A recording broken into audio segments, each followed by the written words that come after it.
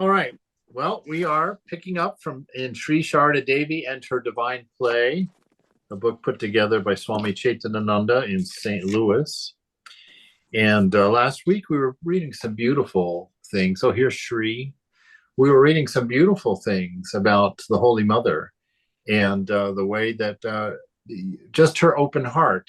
With the last story we read about her last week was an immoral woman came and begged her to let her carry the food to Sri Ramakrishna's room for his dinner. And so she called Holy Mother Mother. And so Holy Mother gave her the food and says, "Yes, yes, my child, go take the food to Ramakrishna." Well, Ramakrishna couldn't eat it because the woman was immoral.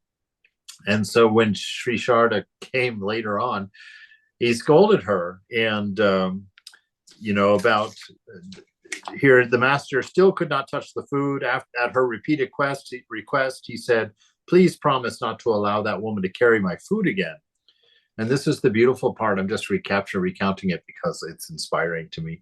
Holy Mother humbly replied, "Master, I can't make any such promise, but I shall try to bring your food myself. If someone addresses me as mother and asks to carry the tray, I cannot refuse. You must not forget that you are not only my Lord, you are the Lord of all." The master was pleased with this response and ate the food that the woman had brought. And I love that. I love those reassurances because I tend to consider myself in that crowd, where if I brought Tucker a tray of food, he'd be like pushing through it, be like, having to think about it. And here, having mother's reassurance like this, I love this open heartedness and the reminder that he's not just the Lord of pure and good people, but that he's the Lord of everyone. And it's even better. It's even a better story that he agrees with her and says, "Yes, that's the right perspective." And so that was our last reading from the story from Holy Mother last week. We pick up here in the last paragraph on page 100. And it says, during one of Golap Ma's visits, now she was one of the women of devotees that spent a lot of time with Holy Mother. And during one of her visits, the master asked her to bring him the food that Holy Mother had cooked at the Nahabat. After that, she carried his food to his room every day. This meant that Holy Mother could no longer see the master at mealtimes as she was used to. In addition, in the evenings, Golap Ma would spend long hours in the master's room, and Holy Mother had to wait with Golap Ma's supper, sometimes until 10 o'clock at night. When the master realized Holy Mother's inconvenience, he asked Golap Ma not to stay in his room for so long. But Golap Ma did not understand. She said, "No, no, Mother loves me very much and regards me as her own daughter. She calls me by her first name, by my first name." And this just gives you an insight of Holy Mother. Mother didn't get to see Thakur a whole lot, because he was always over in his room with devotees all around, giving instructions and singing and teaching and being in ecstasy and all of these different things. And so she didn't get much time with him. And the little bit of time that she got with him is now being taken by Golap Ma taking the food over and spending the evening time with the master. So Sharda wasn't free. But you can see when Sharda Holy Mother didn't say anything to her, didn't complain at all about it, just went on. And, even after, and so when the master mentions it to Golap's like, "Oh no, Mother loves me like a child. She's not bothered. It's no problem at all." So Mother was so, I guess, even-minded about it that she just wouldn't dare to prevent a devotee from getting more time with Ramakrishna. So it's beautiful. And then Ramakrishna, though, watching things, understands what's going on and says something. But Golap Ma didn't quite get it, but I'll sure she'll get it here in a minute. Although Holy Mother was deprived of visiting the master for some time, she nonetheless allowed others to serve him. She maintained a low profile so that the jealous women who used to visit him would have no chance to criticize her. All right. That speaks for itself. I won't say anything. I'm a man. I'm not allowed to. Funny. Some days Holy Mother would see the master only when he went to the pine grove. The master was forgetful of the world and his body, yet he was not indifferent to Holy Mother's welfare. He always kept a close watch on her health and comfort. One day, when he learned that she had a headache, he repeatedly asked Ramlal, Why does she have a headache? Which this doesn't seem like a big deal to us because we're nowhere as well. I'm assuming that none of us are near the state where we're forgetting our body and are spending hours in ecstasy, kind of not really fully aware. But I love how the fact that the master is completely immersed in his spiritual practice and his spiritual life. But there's a couple of things that really stick out. One is that he never forgot the welfare of the Divine Mother. So, and probably for him, Mother and God were not different. And so that might be a reason for it. But also, he was very organized in the way that he kept things in his room and very disciplined about putting things back in their places. And so one time he was going out, and one of the young men was with them, and forgot his umbrella, I think it was, somewhere. And the master scolded him and said, "Look, I keep everything in exactly the same place so that even in the dark, I can reach over and pick up what I need." And so these high spiritual states, even as all absorbing as they were, the master still maintained his discipline and maintained his feelings of well-being for everybody, and kept his awareness there for everyone's well-being and for the teaching of his disciples. So, absent-mindedness is never okay. So always, practice that discipline. That's been a big thing for me to learn, because I've always been one of those rather random, I don't know, artsy types. And so I put my keys here one time and there the next time and over there the third time. And every time I leave the house, I have to run around looking for where did I put them the last time. And I had a friend, Philip, back in the 90s. I still have a friend, but back in the 90s when we were rooming, he would get so mad at me because every time I had to leave the house, it was like, "Oh, where's my keys? Where's my shoes? Oh, what did I do with my jacket?" And so, this has been a big training in my monastic life, is this discipline of putting things away and putting them where they belong. Don't and pick a place where things belong. Everything should have its place.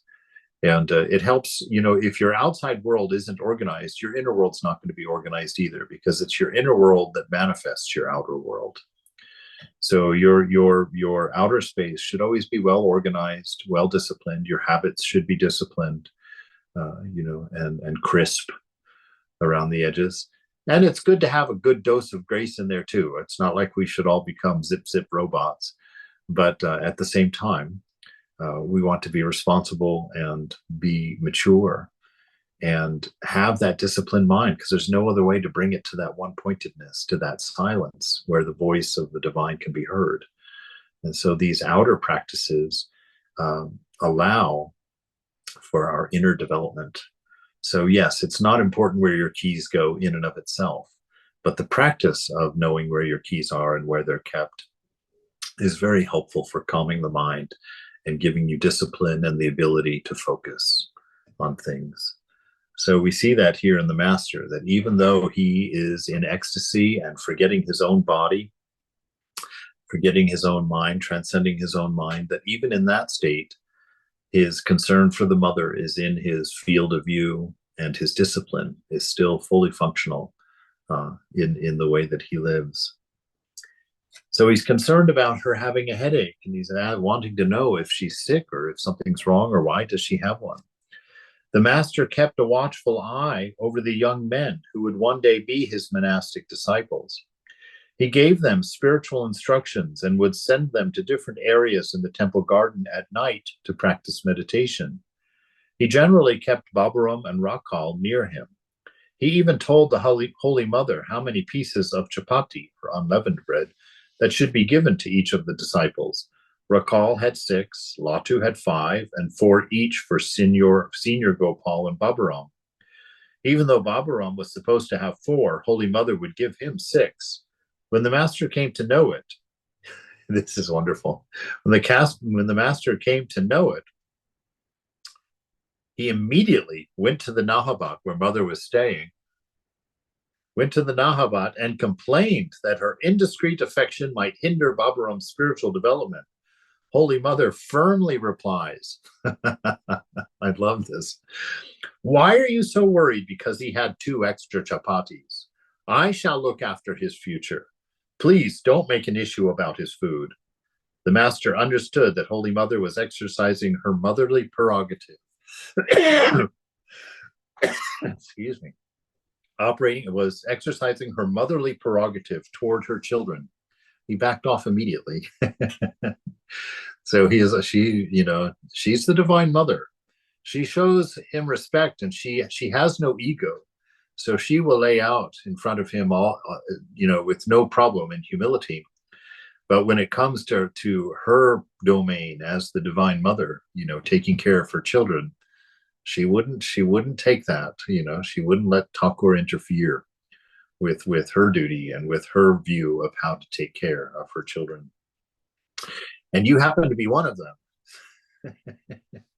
So know that, if you've got an urgent situation, go to the mother first. Because if you go to Thakur and he says no, then you have to go to the mother, and then there's issues. But if you just go to mother, then you can say, oh, mother said so.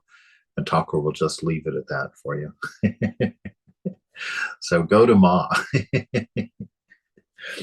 A student of M's named Sarada Prasanna, who later became Swami Triguna Titananda, visited the master in secret because his family disapproved. Whenever he came, the master gave this sincere young disciple spiritual instruction, fed him, and sent him to the Holy Mother for his carriage fare.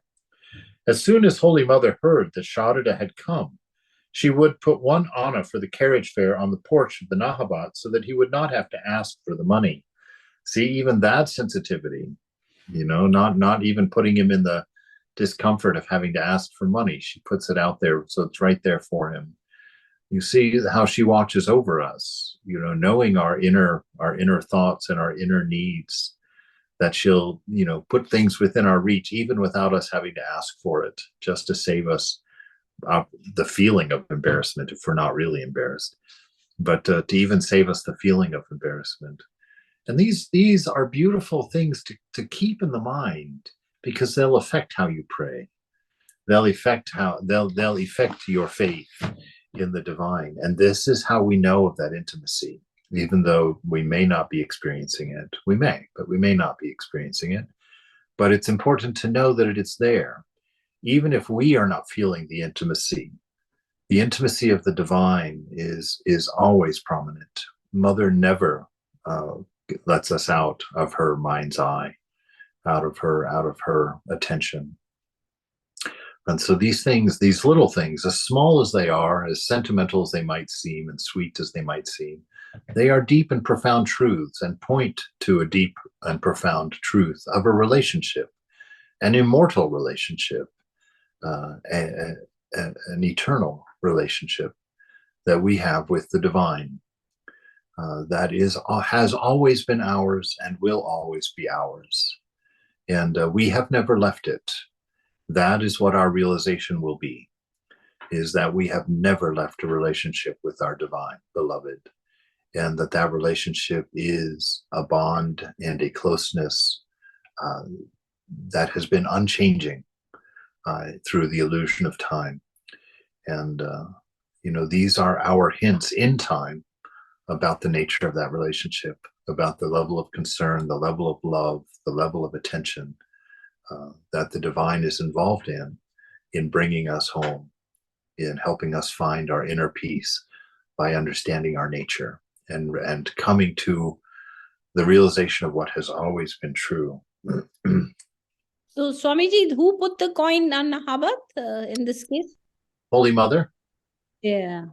Yeah, see, because this young man would have to sneak to the temple because his parents didn't approve. So he'd have to get a carriage ride back. And so Mother handled the money, not Thakur. And so Mother would put the money out on the porch for him so he wouldn't have to ask her, for his sake. He wouldn't have to be embarrassed. Once the master sent Sarada to Holy Mother for spiritual instruction, calling attention to her infinite power by quoting a Bengali couplet. Radha's infinite power of Maya is beyond description. Millions of Krishnas and Ramas evolve, abide, and dissolve in it. There it is. This is why Thakur worshipped Holy Mother. Nobody can have their realization without the mother's blessing. It's the mother that gives us the key that unlocks the door to our realization. She's in charge. It's her power that deludes us. It's her strength that frees us. And so we see here the master's giving a pointer to it. This infinite power of Maya, the infinite power, because all the power of God is the divine feminine. That absolute unchanging is the male principle, just metaphorically, and the power of God, the word, the change of God, metaphorically, is the feminine, the divine feminine. And this whole world, all the universes, anything manifested, falls under Mother's power. Swami, could you repeat that masculine, feminine thing again? Yes, if you don't get me in trouble. The masculine is the absolute unchanging Brahman, that underlying reality. That's considered the God, the masculine aspect of God. And the feminine is the manifested world. The power of God is the feminine, the divine feminine. And so all of the creation, all of the created world, anything manifested, music, art, sound, dance, life, all the avatars, all the scriptures, all the different religions, all the different sages, all of them have their power from the Divine Mother. From the Divine Mother. Well, also, masculine does nothing. Yeah, no, isn't that what men are known for? No, but I'm not getting what the masculine is doing. What's that? Can you explain, please, what does the feminine couldn't do it without the foundation of the masculine? I'm just. Yeah. The absolute unchanging is kind of the matrix of the power. It's you've got fire and its power to burn. They're not really two things. They are one. That's why the ultimate realization is one without a second. Both the feminine and the masculine also get dissolved and merged into the singularity. So the distinction is not an actual distinction. It's just sort of it's a metaphorical distinction between the two. And because I think the power of God is doing the creation, the sustenance, and the destroying, that's kind of seen to be the feminine domain. The woman gives birth, gives the creation, does the nurturing and the raising for the most part. Thankfully, she doesn't necessarily do the killing, but can certainly able. Certainly, Mother Kali has that. Mother Kali does the killing, no doubt, but women in general are not known for that. But this notion. So this is the divine. The divine feminine is the changing, is the power, the manifested world and all the universes and everything. And that divine unchanging is the matrix that allows it. And the way you can understand this, it's kind of a weird way of thinking about things, but like silence is not just the absence of sound. Silence is the matrix that allows for sound. If there was no silence, there could be no sound. And so silence comes first. Silence is the matrix. It's the backdrop that allows for sound.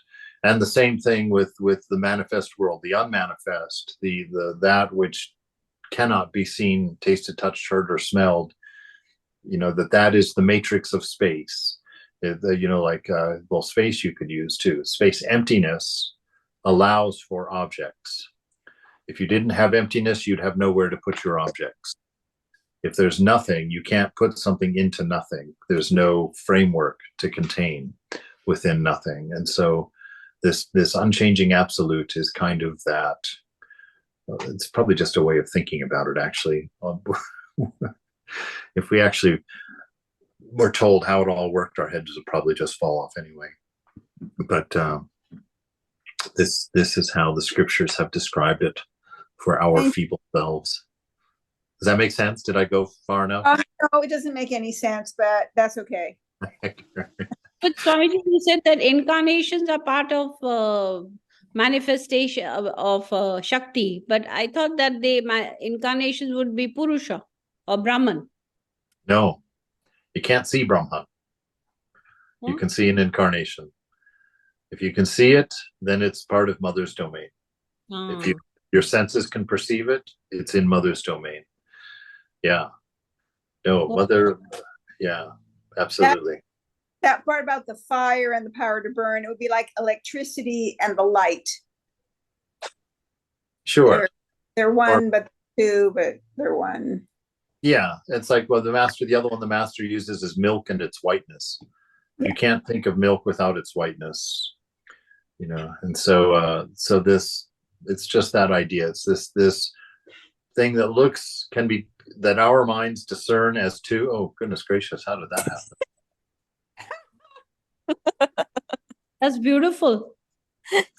How is that happening? Oh my God. I'm accidentally learning all these little tricks. Like, watch this one. If you go like this. Stop. Just you. Yeah, no, it's me. And if I put one thumb up, then this thing comes out of my ear. No, I've learned all those just by making gestures, you know, and having different things happen. So apparently this one or this one. So what is the importance of distinguishing? What's that? What is the importance of distinguishing milk and its whiteness? Like, who cares? Like, there must be some value in. Well, it helps. Yes, it definitely. It gives us it puts a handle on Advaita for us. You know, how is it that one without a second becomes all of this? And to say milk and its whiteness or fire and its power to burn, it gives you an understanding of something that can be talked about in two separate ways. You can talk about the heat of fire and you can talk about the fire as two different things with two different principles going on, but you can't separate the two. They aren't actually two things.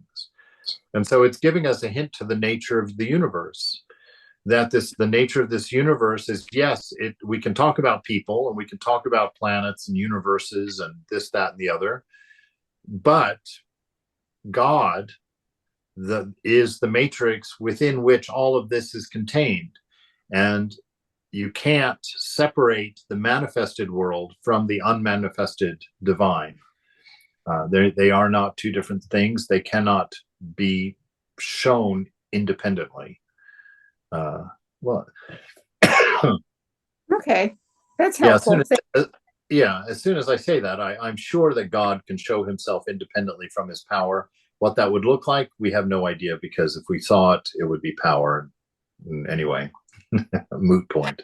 But I think that's why he makes that distinction, so that we can see what it means that this multiplicity is a seeming and not a reality.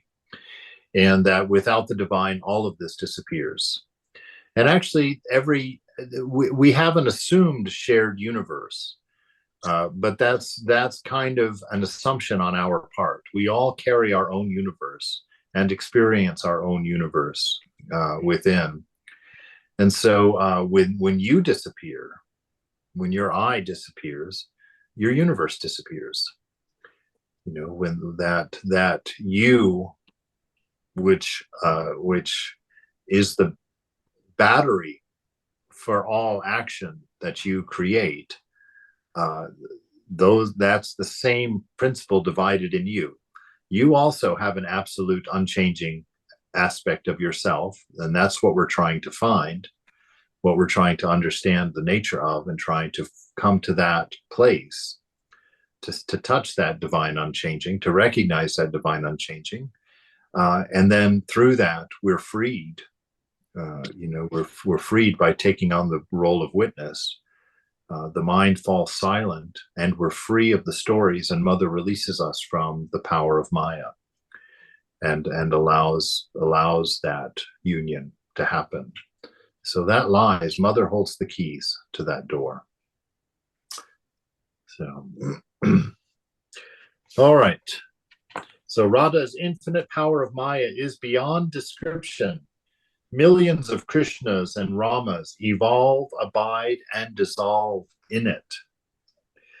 Although Sarada was Ramakrishna's disciple, Holy Mother later gave him formal initiation. Sometimes Narendra and other disciples spent the night with the master. On these occasions, Holy Mother cooked khichdi, which is rice and dal, especially for Rakal. One day the master said to Holy Mother, "Narendra will eat here tonight. Please cook some nice food." She made some chapatis and some thin mung dal. After supper, the master asked Narendra, how was the meal? Uh-oh. Narendra replied, "Very good. It was like an invalid's diet." She made me hospital food. The master then asked the Holy Mother, "Why did you prepare such plain food for him? Please make a rich chana dal and thick chapatis for Narendra." Afterward, Holy Mother cooked rich food for Narendra, which made him happy. So you see, I think she was probably serving his renunciation. And then the master's like, no, make him something very nice. He's Narendra after all. He's Vivekananda. So chana dal was considered to be rich food. Well, the thick chana dal. Probably a thick, heavy, chunky chana dal versus what she fed to him, which was described as, where does it say? Oh, a thin mung dal. So a very watery, brothy dal without much substance. So I think that's the distinction there. Agora Mani Devi, a great devotee of the mother of the master, was called Gopal Ma because she had visions of baby Krishna. She used to call Ramakrishna Gopala because she saw baby Krishna in him. Sometimes she stayed with the Holy Mother in the Nahabat. She was an extremely orthodox Hindu widow and would not eat food that others had touched. When she came, Holy Mother had to wash the kitchen area so that Golap Ma could cook her own food. Devotees often brought sweets and fruits for the master, and Holy Mother would set aside some for him and distribute the rest to the devotees. One day, Holy Mother distributed all the sweets.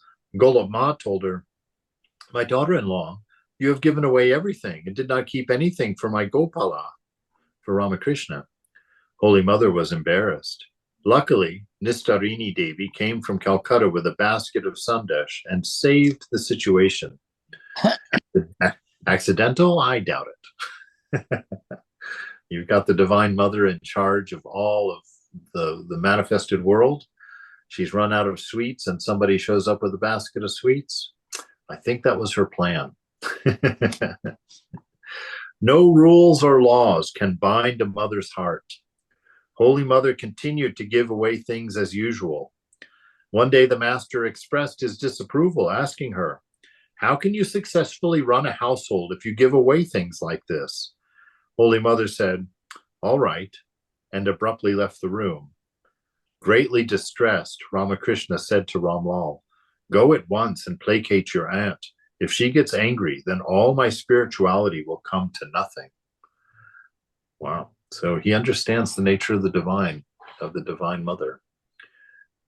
She's in charge of even his spiritual power, even his spiritual gifts.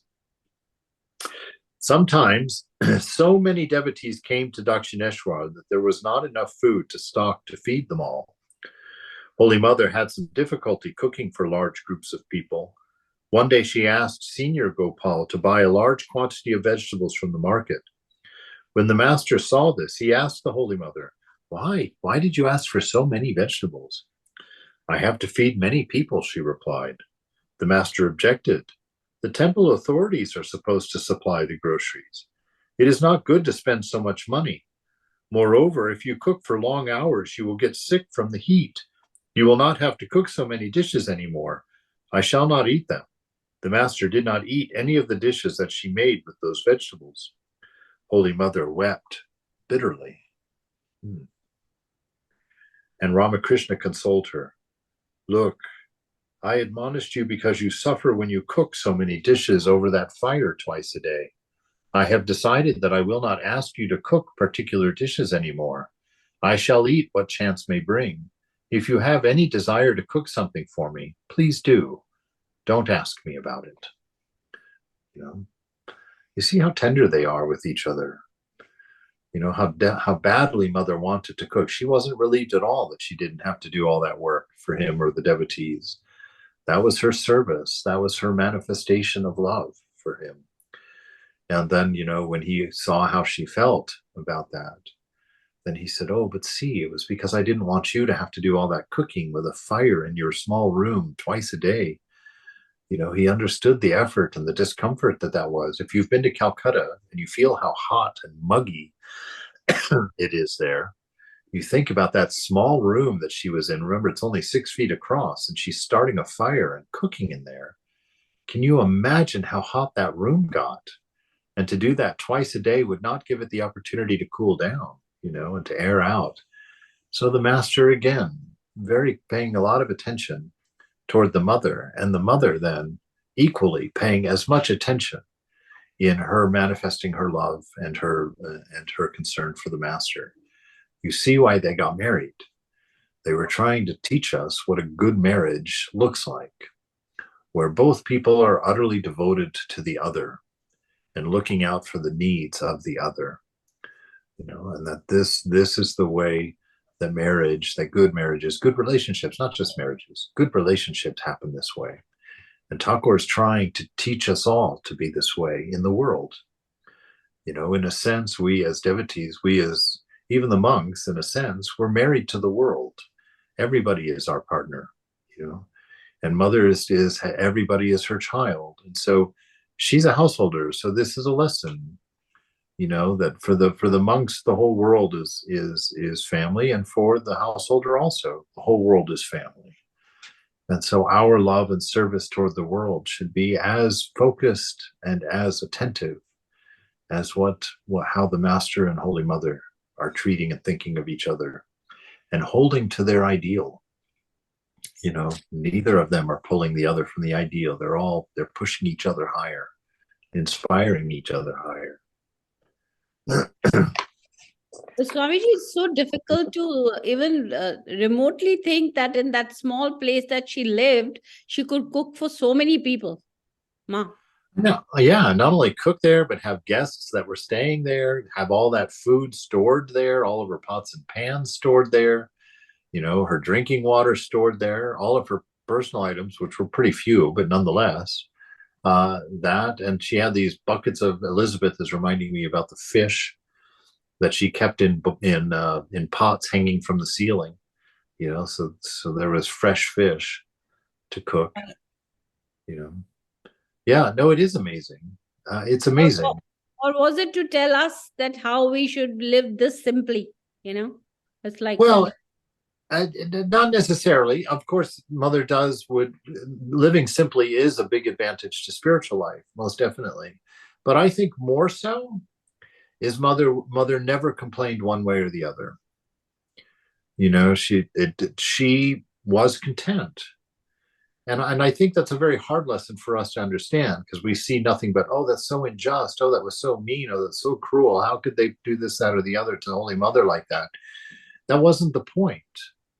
The point is that Holy Mother was a renunciate as much as anyone there at Dakshineshwar, and that Mother's service was her practice, and her love was her practice. And she would never have complained, would never have let circumstances or conditions affect her.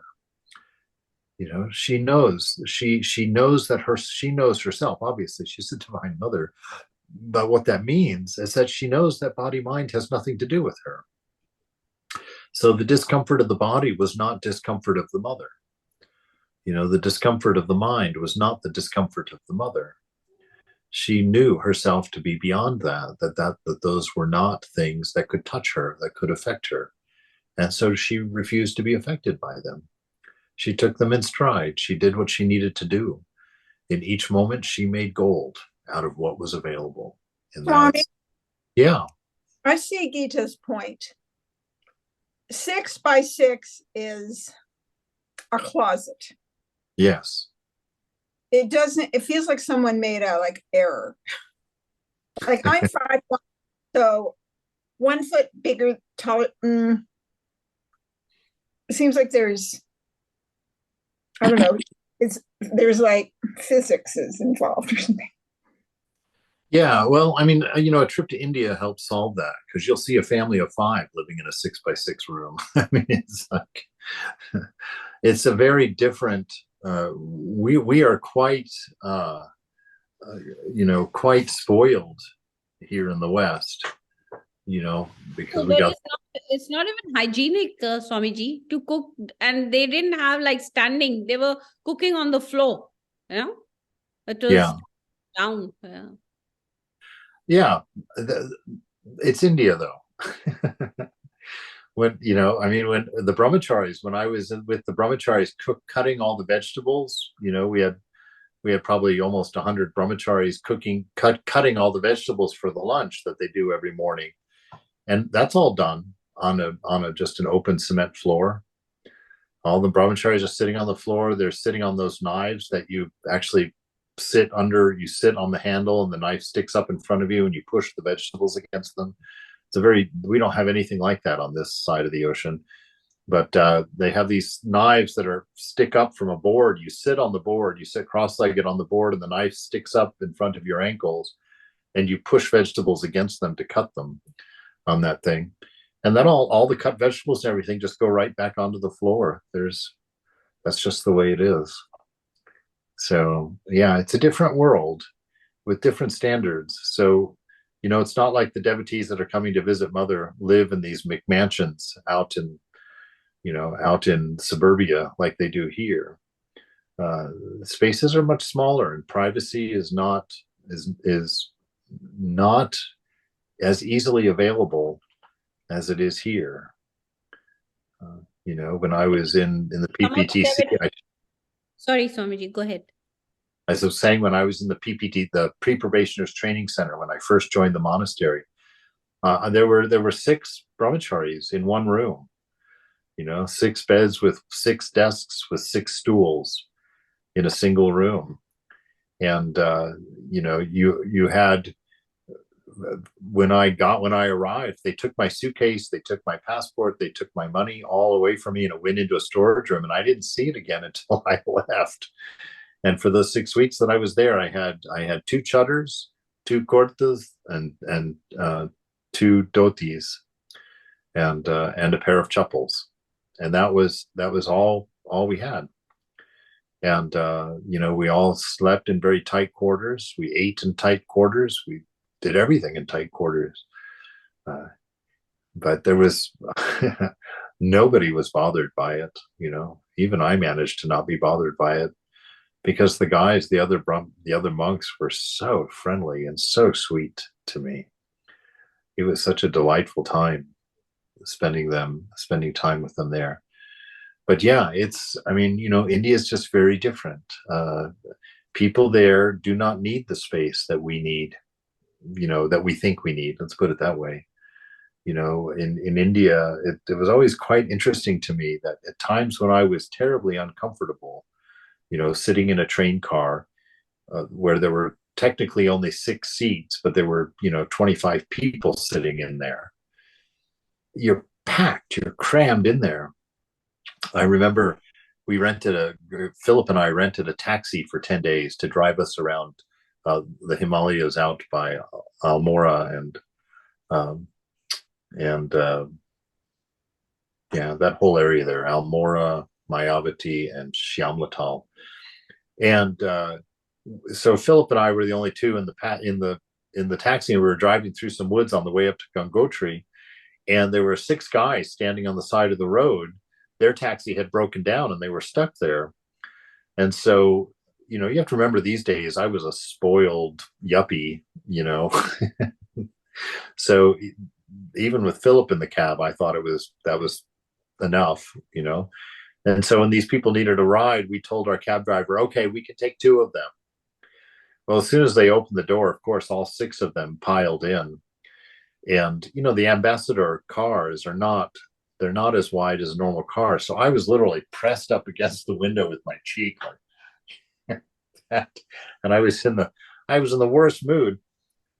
Nobody else. They were all fine. That was no problem for them at all. Same thing on the train, 25 people in a 6-seated car. They were all fine. I was the only one that was in a mood over the whole thing, because we're spoiled here. We all want our own space, our own bed, our own room, our own car, our own bicycle. And that's just not like that in India. It's just not like that. I remember hiking up in the Himalayas to go up to Gamuk, where the water comes out, where the Ganges starts from under the. Yeah. Yeah. Well, yeah. Well, Gamuk is where it actually comes out. Gangotri is the nearest town, but it's an 18-kilometer hike past Gangotri to get to Gamuk. And when hiking up there's these little lean-to tents along the side of the trails for pilgrims to spend the night in. And, to a Westerner, it's a horror because it's just a little lean-to tent. And you go in and there's just all these blankets and animal skins laying on the floor. And you just pile in. It's a dog pile. There's not even, you definitely are touched on both sides by the people that you're laying next to. It's not like everybody's even got their own body space. You're sitting in there sleeping with complete strangers, and there's always room for one more. They never turn someone away. And it's delightful. I mean, because they're not bothered by it, because they're accustomed to those. I assume they're accustomed to those conditions. Otherwise, they're all walking gods, as far as I'm concerned. But just to be positive like that, I was just amazed. I told a couple of the brahmacharis there, I said, if you turned everybody, if you replaced every person living in Calcutta with an American, I said it wouldn't be 7 days before there would only be 2 people alive. I said, because Americans just would not tolerate, cannot endure those kinds of conditions, and certainly don't have, and I'm not being anti-American. It's just that we're spoiled. That's the point. We're spoiled, and our minds get so twisted out of shape over the silliest things. And in India, it is such a difficult place to live for somebody who's coming from like the West somewhere. But in my world travels, and I've traveled not most of the world, but much of the world, and I tell you, there is so much more life in people's faces in India than there is here. People are so much more engaged in living and being.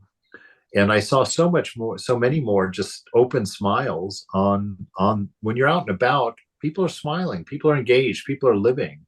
You get here, Americans, in my opinion, it's all my opinion, going from place to place, Americans die. Our faces just go flat and expressionless until we get to our next destination, and we just don't want to be bothered during that time. We don't want anything in our way. We don't want anything to get out of order, and we get there. And it was so striking to me when I first got off the plane from India after having spent 6 months there, getting off the plane in San Francisco, the whole country felt like a hospital to me. Everything was so just too clean, antiseptically clean. And people's faces were so stressed, so sad in a way, just walking around San Francisco. I just noticed immediately what a difference it was. And I learned such a deep lesson. With all this money, we're not one smidgen happier. As a matter of fact, I think that the way that India has learned to live and survive in its poverty, and it's coming out of it, it's almost not even that way anymore. But the fact going through that discipline and shining from it, growing from it, becoming better people because of it, it's an amazing accomplishment. And I don't want to, go overboard on all this stuff, because certainly you can pick things to be that way about in this country also. But I'm just saying, that in Holy Mother's situation, she was no doubt raised and had a mind that had been disciplined and trained so that she could endure these things without being bothered by them. She accepted everything as it was and did what was necessary with it. There was no complaining, about these things. So it's yes. This is just so beautiful. I'm blown away by this your description of India versus here, and I guess East versus West in a way too. But I have a dishwasher in my home that no longer works, and my daughter who's 11 and my wife, they're just like, when are we getting a new dishwasher? And I'm like, it's a perfect drying rack. Like you can sit there and do the dishes and enjoy the warm water on your hands and see the little sponge that's a shape of a happy face. We have these sponges now that are happy faces. So now I'm like, just enjoy the happy face sponge and use the dishwasher as a drying rack. But they give me hell because we're living in such a backwards way. And so I say to my wife, okay, then you go buy the dishwasher. No, but you're the one who buys the appliances. Oh, well, I'm not buying this appliance. I'm sorry. It's a perfectly fine drying rack. I didn't mean to go on a tangent, but you get the idea. I do. Yeah. The Holy Mother, being a saint, brings heaven with her wherever she is. That's it. It Doesn't matter. It doesn't matter her Wonderfully surroundings. said. Wonderfully said. That's exactly the way to say it. That's right. Mother brought heaven with her wherever she was. Perfect. Thank you for that. Yeah. You can't mention your dishwasher without me telling my stand-in dishwasher story from the monastery. We had a big Thanksgiving dinner. There were like 25 men there in the monastery in San Francisco, visitors, and for monks it was just me, Swami, and Vedananda. But so we used every dish in the monastery, and afterwards there was about 15 of us doing the dishes in the kitchen. We didn't have a dishwasher in the monastery, and Harsh Kumar, one of the devotees, who was one of the wealthier devotees, said he told me as I was washing the dishes. He says, "Oh, Vance," because I was a brahmachari at the time. He called me by my old name. He said, "Vance, I think I will buy a dishwasher for the monastery." I said, "That's great, Harsh, but you better talk to Swami before you do it." He said, "Okay." So a little bit of time went by, few minutes went by, and Swami comes into the room. And the 15 of us are standing around, some putting dishes away, some holding them, whatever. And so Harsh Kumar, I nudged him, and he turns and he says, "Oh, Maharaj, Swami Maharaj, I'm going to buy a dishwasher for the monastery." And Swami, in his typical way, very, very stoic, very quiet, smiles, nods approval, and then looks around the room at what's going on. And he says, "Oh, that is very nice. But why? We have so many." That's a good one. So he saw 15 dishwashers in the room. He wondered, why are you going to buy another one? But that's the way, that's the way he was, always infuriatingly right. So Harsh couldn't get a dishwasher, right? No, we never got a dishwasher. I still don't think there's a dishwasher. There might be one there. I don't know. Anyway, but no, there's one in Hollywood. But then San Francisco never approved of Hollywood. All right, Holy Mother's training. Ramakrishna trained Holy Mother in social customs as well as in spiritual practices. It is amazing how he made her a role model for other women.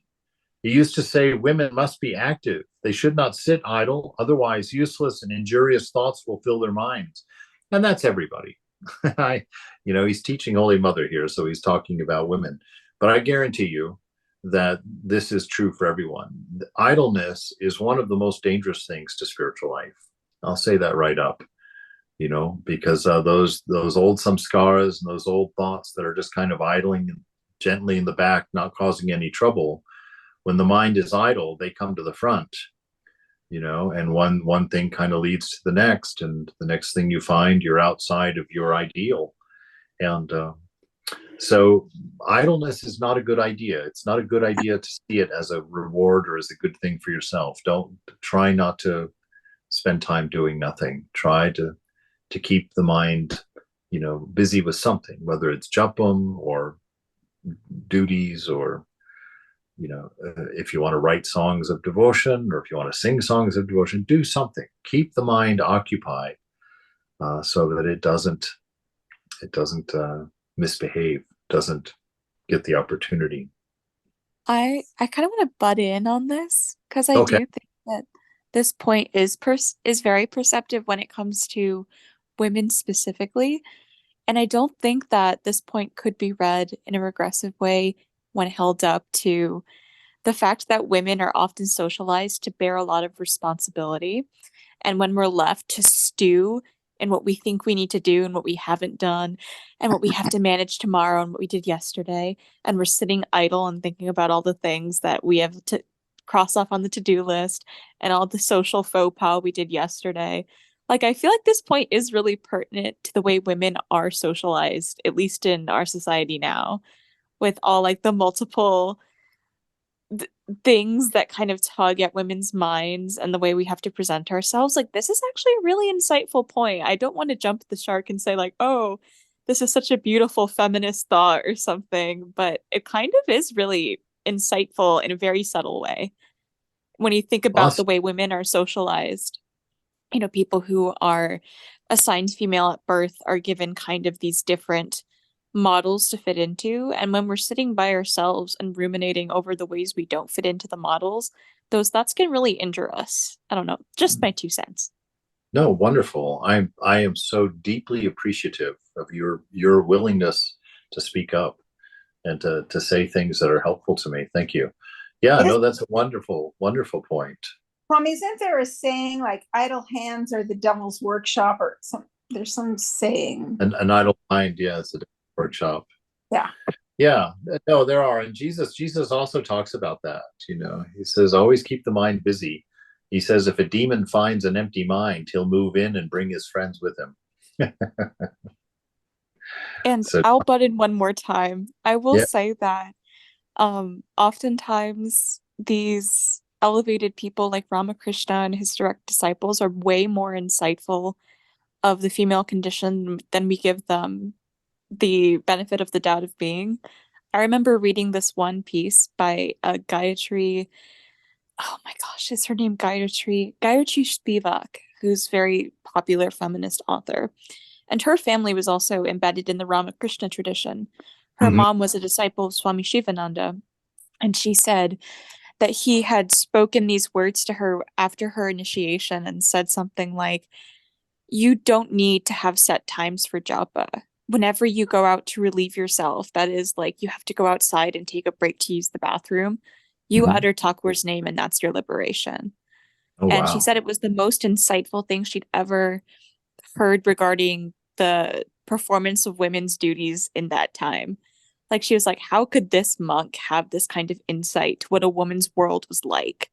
Because they would be so busy and occupied with trying to not only fulfill the roles of their family life, but also the less tangible kind of mental categories and everything, that setting aside time was near impossible. So he said, that's your prayer time. Don't have any shame in it. That's your liberation. It always stuck with me. It's very beautiful. That is beautiful. That is very beautiful. Wow. That's good. That's really good. I'm learning a lot. All right. Women must be active. They should not sit idle. Otherwise, useless and injurious thoughts will fill their minds. In addition to her arduous household duties, Holy Mother had many other tasks. One day, the master gave her some jute fiber and asked her to plait it into slings for hanging pots of sweets in his room. She made a pillow with the leftover fibers. She slept on a hard mat under which she spread some burlap. Referring to this austere bed later on, she said to her devotees, "Now I use a soft pillow and a mattress. How different from the hard bed I slept on at Dakshineshwar. But I slept as well then as I do now. I don't notice any difference."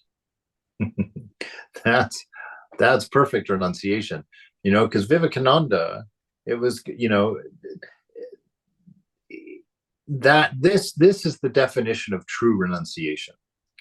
True renunciation doesn't insist that you do without things. True renunciation is when you truly don't care whether you have a pillow or a brick, or whether you're sleeping on the bed or on the floor. It's like true renunciation is not noticing conditions and circumstances. It's not necessarily not having those things. But the beginner part of it is that we have to go through a period of learning to be without, so that we can experience this truth that Holy Mother is teaching us here, that conditions and circumstances do not make you happy or unhappy. And so for those of us who are practitioners who aren't like the Divine Mother yet, we do go through a period where we renounce, meaning we push things away in order to learn to do without them, because we've learned to do with them. Now we have to learn how to do without them. And it's a beautiful point, and I think it's one we don't often understand, that renunciation is always keeping your eyes on the higher ideal and having no complaint about the ways, because of what is. It's finding everything perfect in its moment. Oh, I'm sleeping on the floor tonight. That's fine. And you look at Vivekananda, he also lived this life. He would wander and sleep under the trees and be outside with no home and no place to lay his bed. But then at times he was visiting rishis and kings and would sleep in opulent beds, and he wouldn't refuse to sleep in them. He accepted what is given was taken and was appreciated for what it was. There was nothing more to it. And so we see this in Holy Mother. She's making a point of showing us this. It's like, yeah, I slept on the floor. Yeah, I sleep in a bed. You know what? Sleep is sleep. They don't make a difference to me. That sounds like motherhood. That sounds exactly like natural motherhood. Yes. It's just out of pure love for the child. It's a natural thing. Yes, you see? And we're all called to that. Yeah. Us crippled old boys have to do the same. We have to learn to make love the thing that matters in life. And others' comforts and others' needs are what are important in life. And it's a careful thing to learn, because you don't want to do it prematurely, because it builds up resentment inside then. And it doesn't happen. So it has to be carefully learned.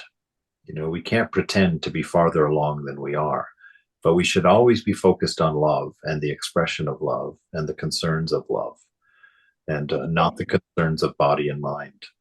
Right? All right, 7:03. So I have to by law stop here, and we'll pick up again next week.